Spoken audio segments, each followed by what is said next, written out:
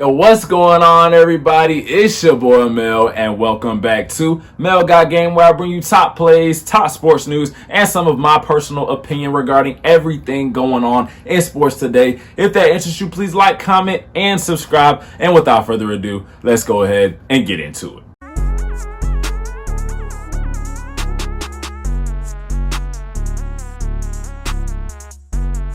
By the way, I don't know if you guys have seen, but YouTube is officially changing their requirements to become a partner on YouTube now. It used to be 1,000 subscribers and then 4,000 watch hours, but now it is 500 subscribers and 3,000 watch hours. So when I tell you to subscribe and watch my videos, I really mean that, okay? A brother is almost to 500 subs right now. We are currently, at the time of recording this video, 72 subscribers away from getting that 500. So guys, help me out, man. I'm a small content creator trying to put out this sports content, give you guys this news. You know what I'm saying? Just help me out a little bit. It's greatly appreciated. Thank you to all the new subs as well that's helping me reach that goal. I really appreciate you guys as well, and I hope you guys are enjoying my content. Anyway, with that being said, how have you guys' summer been so far? Let me know down in the comments below. My summer's been pretty good. I've just been chilling and working and stuff like that. You know, the usual. I'm sure you guys know all about that. But one thing I think we all can agree on is that this summer has been hot. I'm talking about real hot. I mean, we talking about sun scorching, blazing, trying to cook me and throw me on the grill and serve me at the cookout. And then even when the sun is not out, it's still humid and moist. Like, bro, I need a break. You know when it's so hot and you get in the car and your seats start burning you from the back and then your car just feel like a sauna?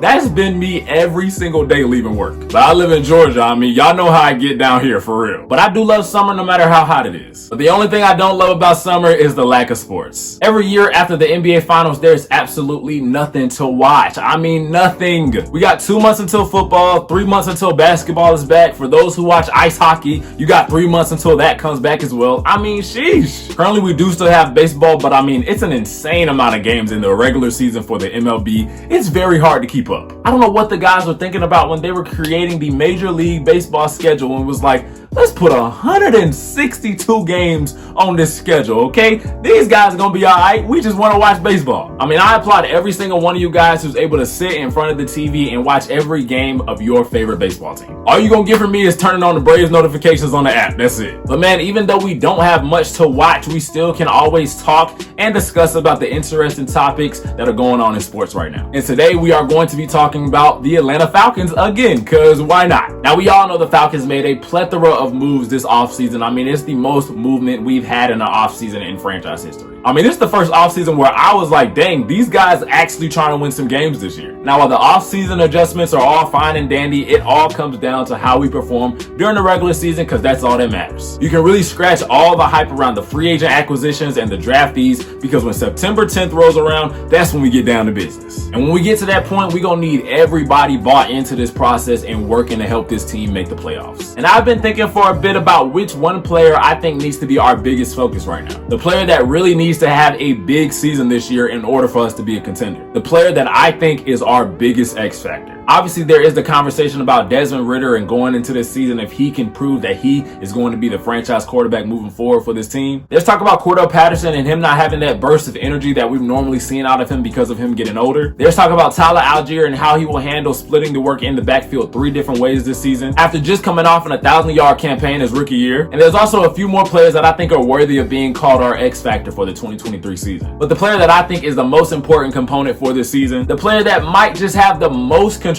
over if we go far this season or not, in my opinion, is our tight end, Kyle Pitts. Now, I'm not saying Kyle Pitts is the player on our team that is the sole deciding factor about if we make the playoffs. Obviously, football is a team game and there's 11 guys on the field at a time, and we need all those guys to pull their weight. But I do believe that Kyle Pitts is probably the most essential part of our offense this year. And I also think he has a lot to prove this year as well. Coming off an abysmal 4-12 season, which had been the Falcons' worst season since our collapse in Super Bowl 51, the Falcons decided to do an organizational rebuild, and that started with firing head coach Dan Quinn and firing longtime Falcons general manager Thomas Dimitroff. We then hired head coach Arthur Smith and general manager Terry Fontenot, and their first order of business was drafting the electric tight end out of Florida, Kyle Pitts. And being drafted at number 4 overall in 2021, Kyle Pitts would make history as the highest drafted tight end ever in the NFL. And because of this, combined with how dominant he was in college, there was a considerable amount of hype for Kyle Pitts entering his first year. And with 2021 being a quarterback heavy draft class with a bunch of talent coming out of college that year, I remember there was a few criticisms that the Falcons should have tried to draft a young signal caller to go ahead and move on from Matt Ryan instead of drafting Pitts, especially with Justin Fields still on the board at that time, who would later be drafted outside of the top 10 at number 11. Nevertheless, the Falcons maintained committed to their decision to draft a generational talent at tight end. Regardless of what everyone thought we needed and how teams seem to not really be utilizing the tight end position as much nowadays, the Falcons recognized that having such a versatile player at one of the more forgotten positions in the league could prove to be a game changer for our team. And coming into his rookie season, Kyle Pitts proved that he was going to be just as good as he was in college, as he put the league on notice and immediately propelled himself to one of the better pass catchers in the league. He was incredibly dominant in his first year, and he quickly earned his respect around the league, and also became a fan favorite amongst Falcons fans and a matchup nightmare for opposing defenses. He has the height and build of a tight end, but has the speed, agility, and route running of a wide receiver, and it was put on full display in his rookie year. He was second amongst rookies in terms of receiving yards with 1,026 yards, with only Jamar Chase being higher than him at number 1. He averaged an impressive 15 yards a catch, and he broke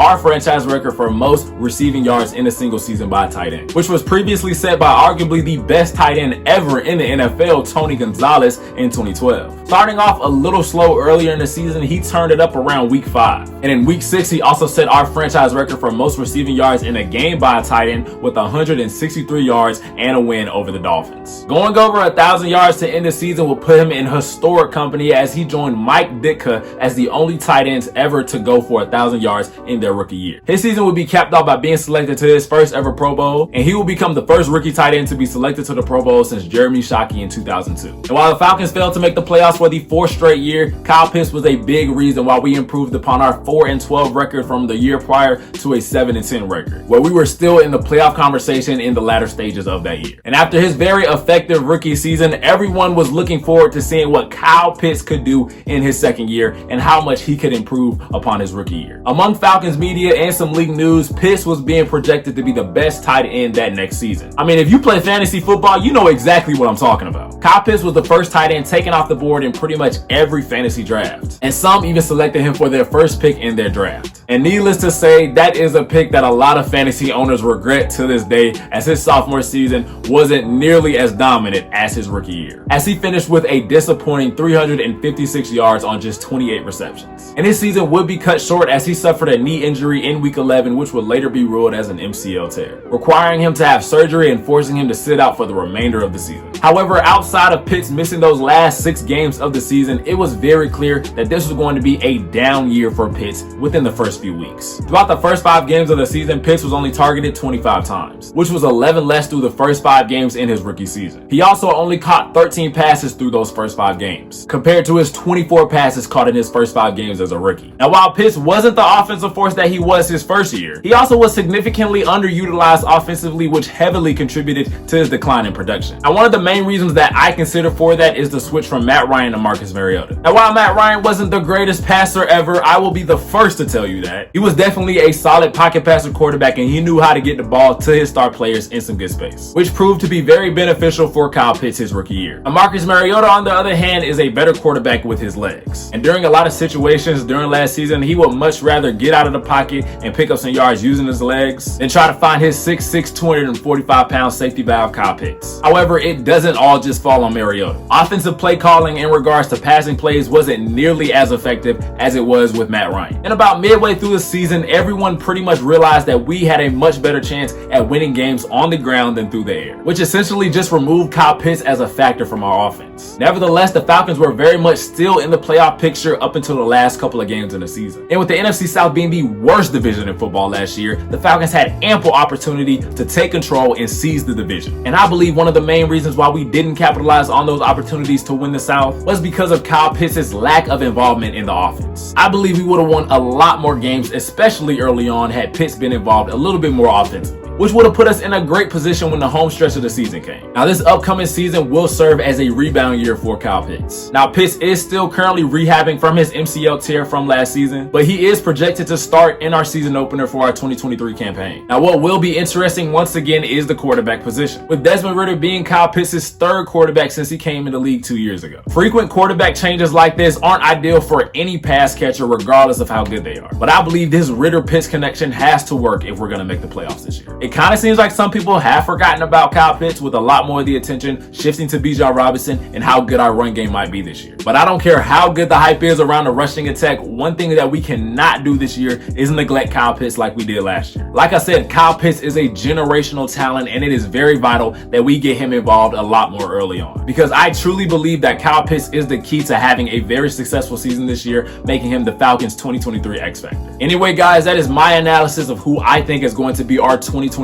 X Factor player. Do you agree with my analysis, or do you think another player should be named our 2023 X Factor? If you do, please let me know down in the comments below who you think it should be. Like I said earlier, we do have a few other players who I think are key components for this next season. But me personally, I think Kyle Pitts is the one that we got to emphasize this year. But guys, with that being said, that is it for today's video. I hope you guys did enjoy. Like I said earlier, YouTube is changing their requirements to become a partner. It is now 500 subscribers instead of 1,000. And then it is 3,000 watch hours now instead of 4,000. So please, please, please, please, please, please, please subscribe if you haven't already. Go and watch some of my other videos. My other videos are really good. I put a lot of thought, hard work, and time into making them videos. Them editing sessions ain't no joke. I'm telling you, bruh. It's like a day to edit these, bro. Like, I applaud every YouTuber that can sit there and upload every day, because this editing stuff ain't no joke, man. It ain't no joke, but it's helped me adapt my skills and stuff. I've done a lot more editing than I ever thought I would do ever in my life.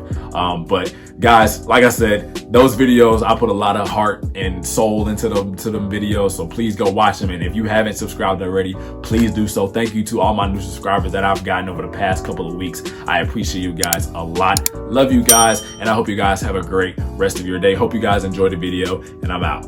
Peace.